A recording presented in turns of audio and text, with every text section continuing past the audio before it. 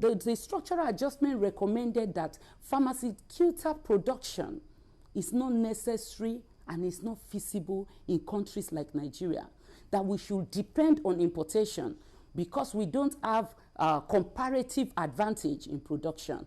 Such a selfish, unfair recommendation, because our government also obliged, and since the 80s we have played down on production of healthcare materials. We depend on importation, and we also depend on importation of ideas because we are not doing any research in that area. Yeah, let's suffered enough.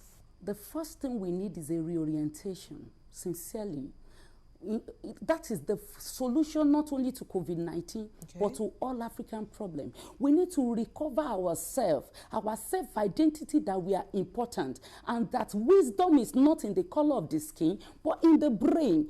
Every time the white says something is impossible, every sector fold their hand.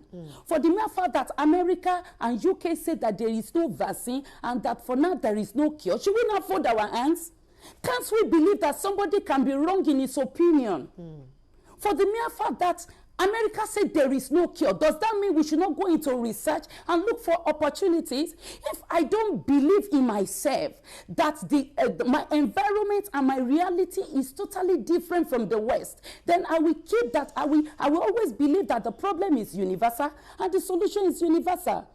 For example, they are dying in thousands and in Italy and US. Can't that speak to us that something is wrong about their approach? I don't want to know what is wrong in their approach, but it also means I can't follow it. If they are doing a particular thing and people are dying in thousands, it means I should go back to my drawboard and say, look, we are not following this. Can we meet together all the people in the health sector? Because it's an health sector problem and it has to be solved by the health sector. Let the professor stand up. The greatest damage colonization have done to Nigeria is the westernization of our mentality.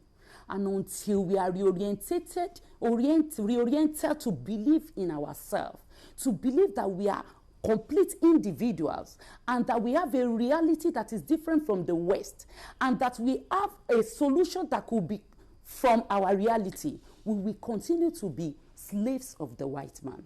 I know science is said to be universal, but the white man will never go and investigate a plant that does not grow in his vineyard.